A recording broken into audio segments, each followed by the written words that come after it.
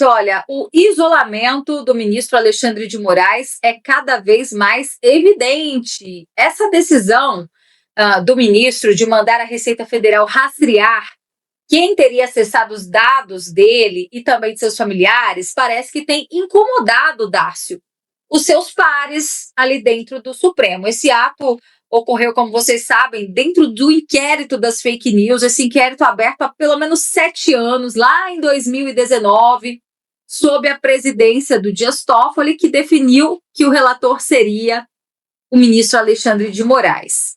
Qual que é a suspeita no STF? Que a PF tenha feito apurações contra membros da corte sem o consentimento deles, em meio ao escândalo do Banco Master, o qual pôs a PF e a corte em atrito.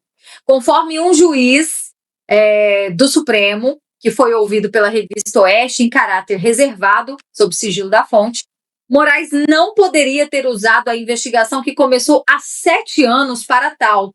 Abre aspas, então, para o que disse um desses magistrados. A função não era essa.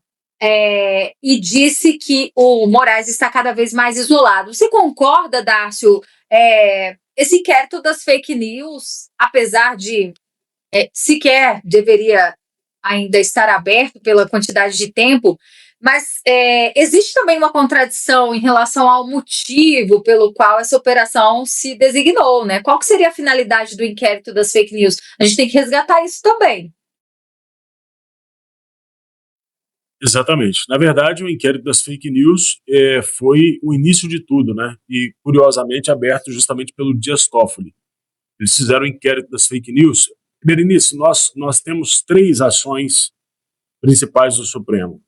O inquérito das fake news, que veio para poder tentar calar os veículos de mídia conservadores, como a revista Exato, por exemplo, mas começou tudo lá primeiro com a revista Timeline, na época era Terça Livre, do nosso Alan dos Santos, revista Cruzoé e outros.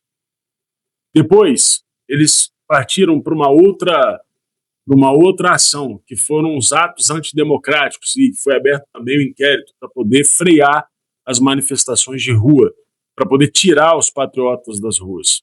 E, por fim, o inquérito do golpe, para poder pegar a classe política e toda a organização em volta de Jair Messias Bolsonaro. Portanto, o Bolsonaro e os seus aliados, como o próprio Alexandre Ramagem. Foram em cima desses 3 pilares que eles tentaram aniquilar a oposição. Só que o problema é que ninguém abre mão de poder, Berenice. Eu nunca vi um tirano, depois que ele limpa o pátio, digamos assim, ele fala, não, agora tá bom, eu vou parar de ser tirano. Isso jamais aconteceu. Normalmente os tiranos, eles são parados pela força do povo, ou por alguma bala, ou por alguma ação de guerra. A gente viu Saddam Hussein, a gente viu Gaddafi, e agora estamos vendo Alexandre de Moraes. Isso é tão sério, que a gente já viu crises entre instituições, e como a gente está num país socialista, é importante, o Brasil é socialista, tá? Perca aí a esperança de que, não, eu vivo numa democracia, esquece isso. Isso aqui não é só socialista, como é soviético. Nós temos mais de 40 mil conselhos com poder normativo e deliberativo, em nível municipal, estadual e federal. É porque, infelizmente, você não conhece pessoas que falam a verdade para você. Mas a verdade é que o parlamento hoje tem pouca função, e agora, com essa reforma tributária, terá uma função a menos ainda, que é destinar os recursos para cada estado, município, enfim. Está sendo criado mais um conselho, mais um soviético para isso. Então, dentro dessa nossa realidade soviética, né, a gente observa, por exemplo, os outros países que experimentaram a mesma coisa. Na antiga União Soviética, que depois veio no processo de abertura na década de 90, o Boris Yeltsin mandou atacar lá, explodir, bombardear o Supremo Soviético Supremo lá, porque existia esse tipo de crise. Então, quando uma república é assaltada como a nossa foi, a tendência é que quem pode mais, toma mais da população. E é o que a gente está assistindo. O Alexandre de Moraes não tem freio, o STF não tem qualquer freio, e agora ele começa a incomodar os próprios colegas. E aí um frouxo, esse aí que foi falar para o Oeste é frouxo, né? procura o Oeste para poder fazer fofoca. Não, meu sigilo. O cara é ministro do Supremo Tribunal Federal, tá preocupado com o Alexandre de Moraes, bicho. O cara é ministro do Supremo. Você tem noção do que é você ser um ministro do Supremo? As camadas de proteção que tem no seu entorno, para além da polícia, do judiciário, para além dos seus seguranças, do seu carro blindado, do seu elevador privativo, que muitas visitas sobem. O Toffoli recebeu visitas que não podem ser divulgadas, a Polícia Federal podia contar isso para nós. Mas voltando, o ministro do Supremo com medo do Alexandre de Moraes, falando em reservado com a imprensa. É esse o cenário que a gente vive. O Alexandre de Moraes já colocou o Supremo de joelhos. Ou melhor, o Alexandre de Moraes já colocou o país inteiro de joelhos.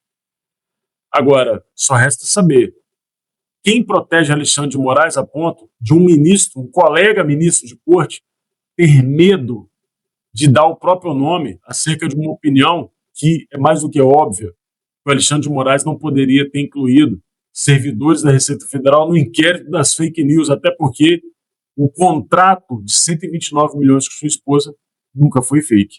Então, a pergunta é, quem está por trás de Alexandre de Moraes?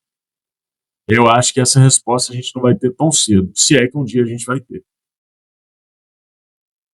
Pois é, olha, quero te ouvir também, Douglas, em relação a essa polêmica que o Darcio acaba de trazer em relação aos ministros darem entrevista em off, né, não se identificarem. Nós temos falas aqui de 2 ministros concedidos ao Oeste, onde falam que o clima dentro da corte não está nada bom, inclusive de que não teriam sequer sido comunicados dessa operação da Polícia Federal deflagrada na terça-feira de Carnaval, mirando os servidores da Receita. Por que será que eles não se identificam nessas entrevistas, né? E outra, esse descontentamento pode dar em quê? Em nada? É só fofoca mesmo? Quero sua opinião sobre isso. Bom, a gente sabe que hoje a imprensa ela não passa de assessoria do Supremo Tribunal Federal. Se você pega aí CNN, Globo, Folha de São Paulo, Estadão, eles todos são assessoria dos ministros do Supremo.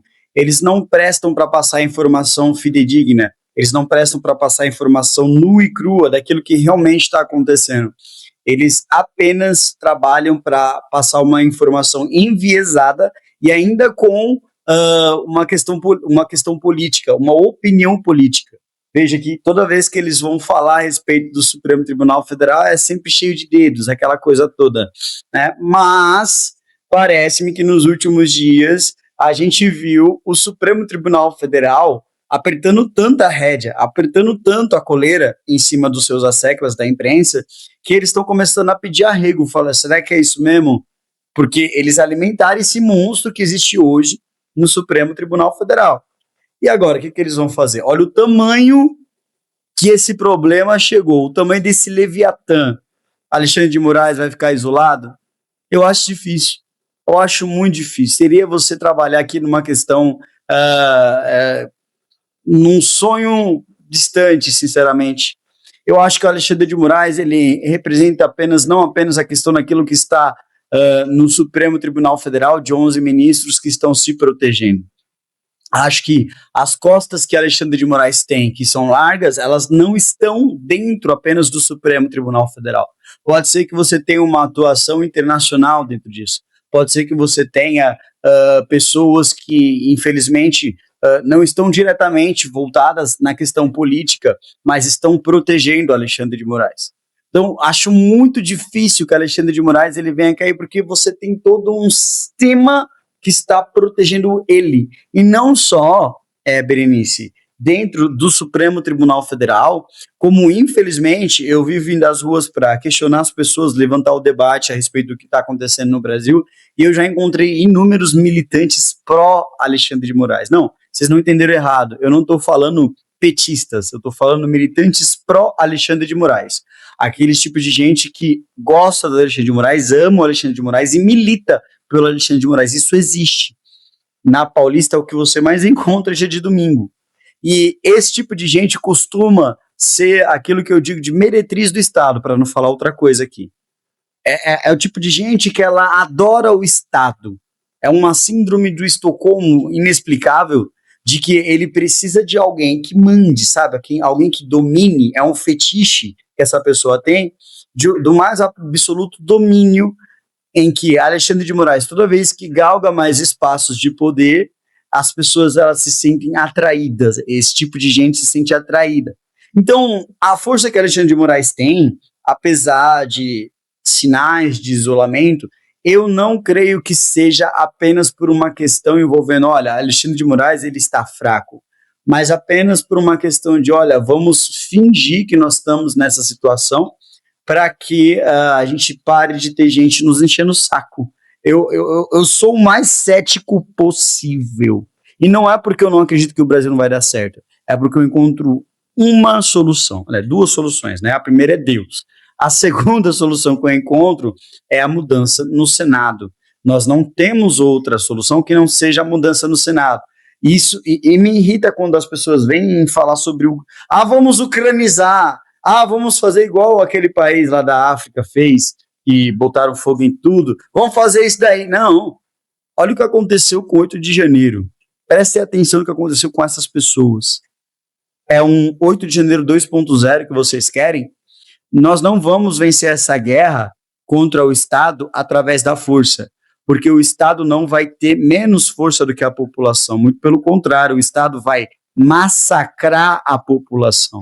Então, ao invés da gente medir forças com um Estado que já está utilizando seu poder para censurar e perseguir, nós precisamos vencer essa guerra ocupando espaço dentro do próprio Estado, e é só assim que a gente vai conseguir.